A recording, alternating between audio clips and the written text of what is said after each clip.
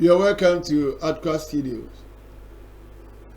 My name is Apostle Dr. Samson J. Kwati. At times you ask yourself, why Africa is it or like today? Why Africa is still living in poverty? Why? And the reason, or most of the problem, are from the Western and the Americans. How can you come to Africa and claim the land of Africa as a land given to you by your ancestors? How? How? Can Africa go to Europe and claim a portion of or a land that this belong to? No. But why it is so in Africa?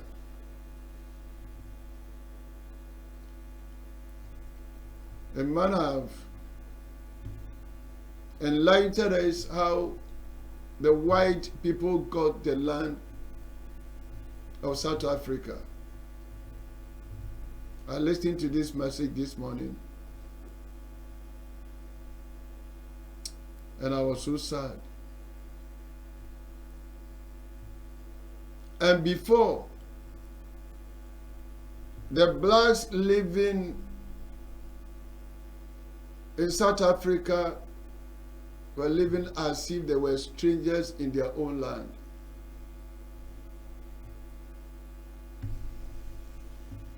The problem of Africa is most of you so-called white people.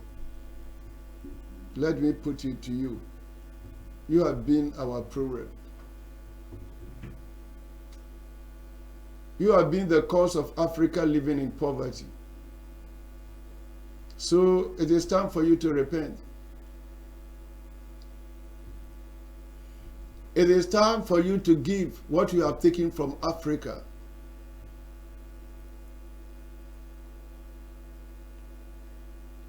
If you will behave as human beings, it is time for you to repent. So serious. Destroying people who own the land and resisting not even the owners of the land not to make use of the land. How does this sound to you people? It's better we go and listen how this man, oh, I don't know where he got this message. Let's go and listen to. For you to understand what I'm about to share with you on who owns South Africa, you first of all have to take off. For you to understand what I'm about to share with you on who owns South Africa, you first of all have to take off your racial sentiment and also your stereotype towards my nationality as a non-South African and focus on the facts only. I repeat, keep your eyes on the fact only. Ladies and gentlemen, I want to present to you with key empirical facts based on data from the 16th century to now on who actually owns the land the South African people live on currently. But before I do that, I want you to recognize that South Africa has a sizable number of white citizens who claim equal ownership of the country. The question of how did the white people in South Africa actually own lands in a place which was already inhabited is what I'm here to discuss. Because when you look around in sub-Saharan Africa, in as much as we all had our fair share of colonial rule, you don't see any whites claiming ownership of any parcel of lands except in South Africa. So how did the white folks in South Africa actually settle there and owned lands? Ladies and gentlemen, there is a lot I'm about to shock you with. But first, do me a favor. Kindly subscribe if you haven't done that already, and click on the notification bell to to see all of my content. I'm Cyrus, and this is Tuntum Network in Accra, Ghana. Let's get into it.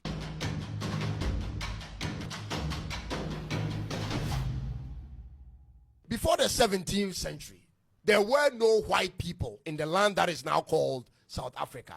It was all black tribes like the Sans and the Khoikhoi and the indigenous tribes like that. But by the late 17th to early 18th centuries, the white settlers, commonly known as the Afrikaners or Boers, had already migrated and owned vast parcels of land in that area. How did this happen in a space of 100 years? Ladies and gentlemen, two situations made it so: colonial conquest and legalized dispossession. With a superior military formation of the Dutch settlers at the time, they had taken the lands without the approval or consent of the indigenous people and restricted the indigenous people from accessing the lands outside of their mainstays. Then from 1894 to 1913, these Dutch settlers from the Netherlands instituted a government system and used a legal process to restrict the black indigenous Africans to their native communities only, and also prohibited them from buying or renting lands outside of their designated lands. Ladies and gentlemen, in addition to that, from 1948 to 1994, the apartheid regime reinforced the segregation of lands according to race. So the black people were clustered into townships and into their villages and restricted from moving to white communities. As a result of this history, this is what now has become of South Africa. Check out these shocking but true facts, ladies and gentlemen.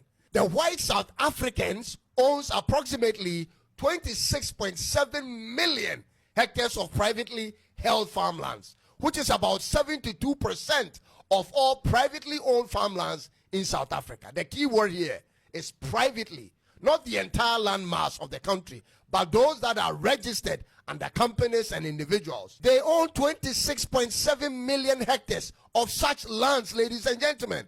Let me put it in simplified English for you. The private farmland South African white people own in South Africa today is bigger than my country, Ghana. Ghana is 23.8 million hectares of land, and the white South Africans own 26.7 million hectares of private farmlands. The private farmlands the white people own in South Africa, which is prohibited to the public from entering without permission, are bigger than Ghana and Burkina Faso as a country. It is bigger than the land area of Togo, Benin, and Sierra Leone combined. In fact, it is bigger than many African countries. Ladies and gentlemen, it could be split into multiple countries inside South Africa like Lesotho. And let me blow your mind with this other one. The total land area of South Africa is about 122 million hectares, and the white people alone own 87.8 million hectares out of that total land size.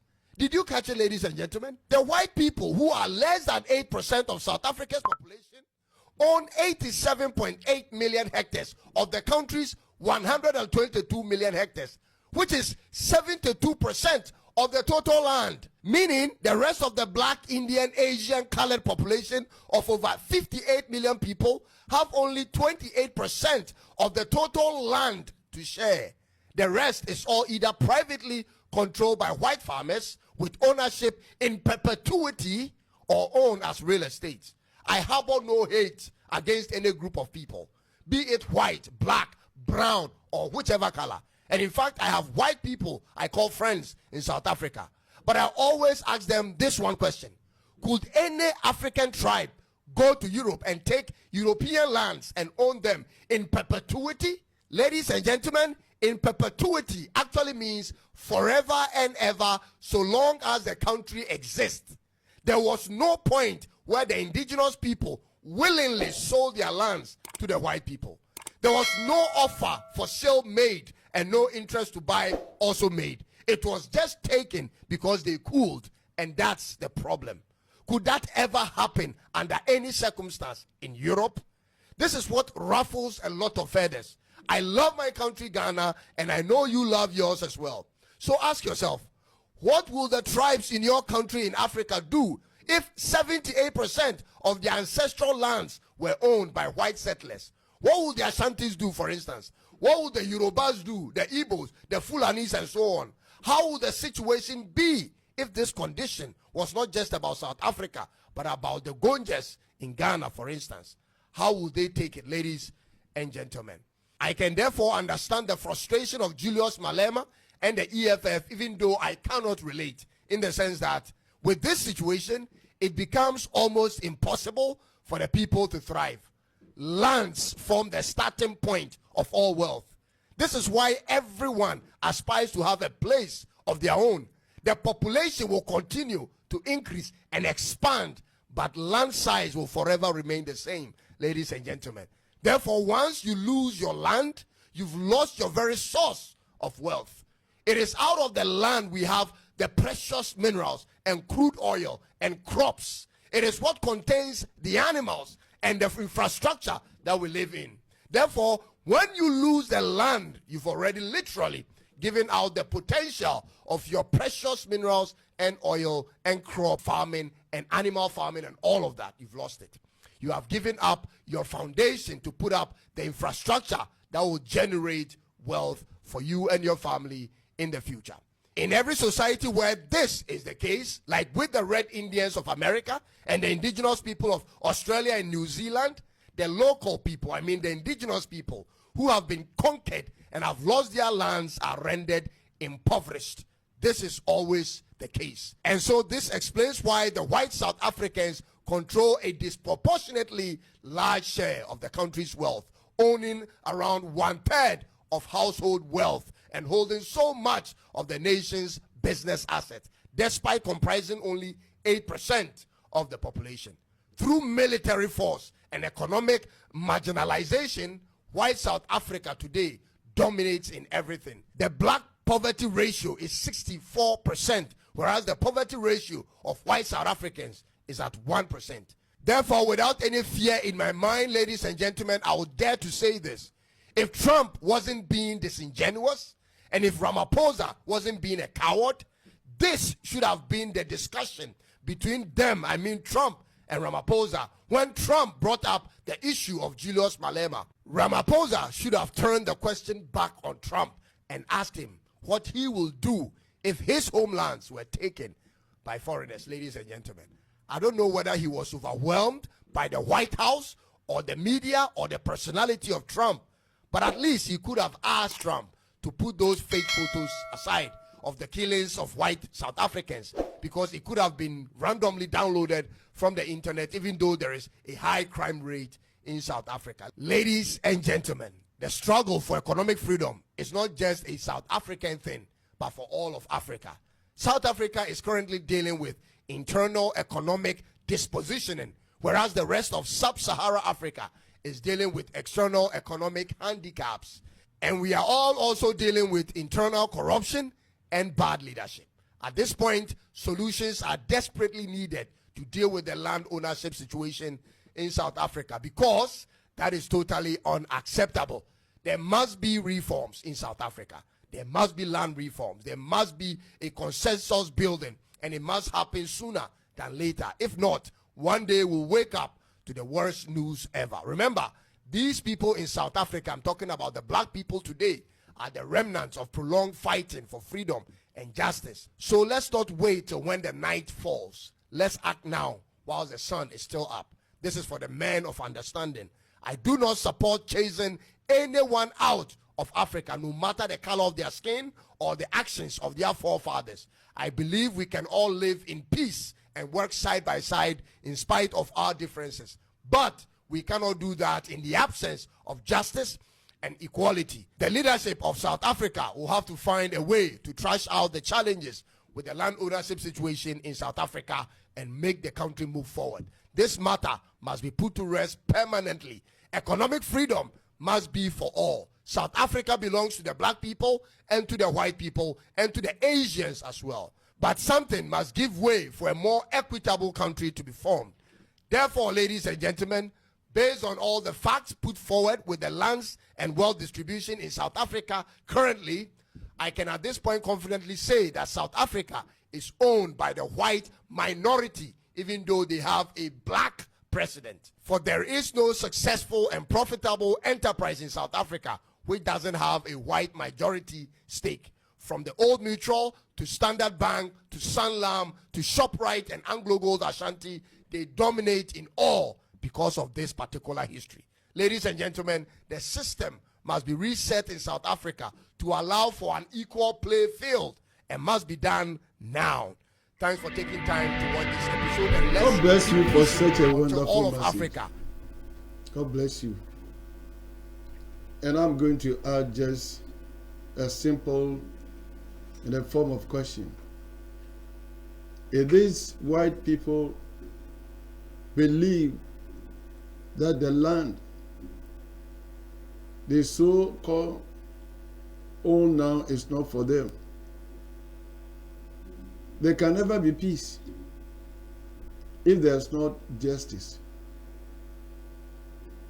There can never be peace. So if they want to live peace with the people of South Africa, the blacks, they should first repent because they have stolen the land. They must repent and give back the land to the South Africans, the black, and let them have things in common.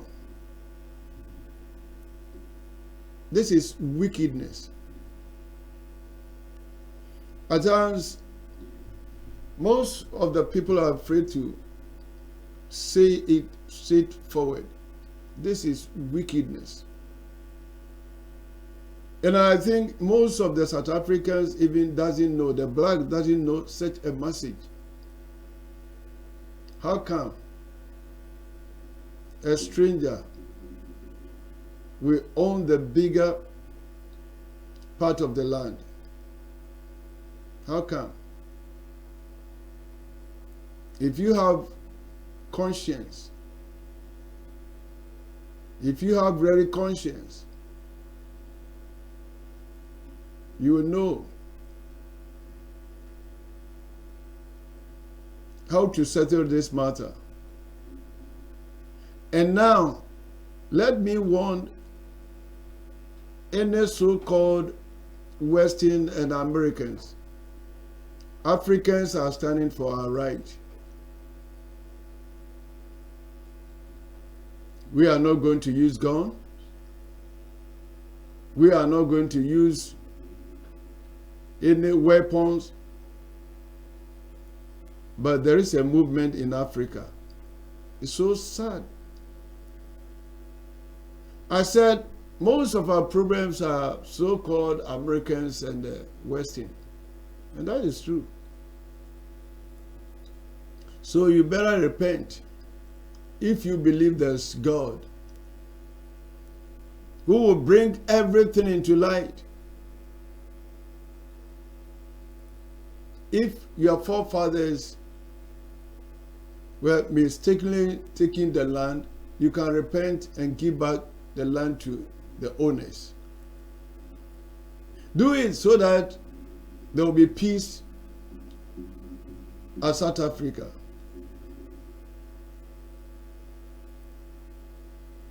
South Africa is the land for Africans. So if you call yourself white or yellow, the land is not for you. So you should find a way to settle this matter so that there will be peace.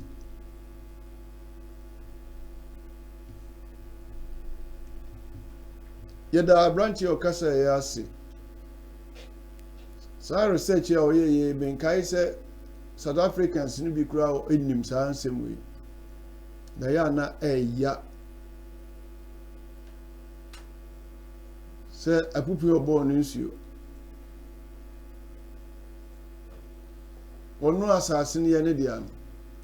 South Africa de omo ye mobbo chen Africa ba bia o. na omo na ehunu amane sa ahoho na entokwa ehormo no na abrofo e wo wiase nyina ne support sa de no na wo ma say use blacks na bi say kum blacks no ho already we mobo na Africa ya ninti na yanji asase yanji man ya minshira so anyamre ahwe no ati bye bye.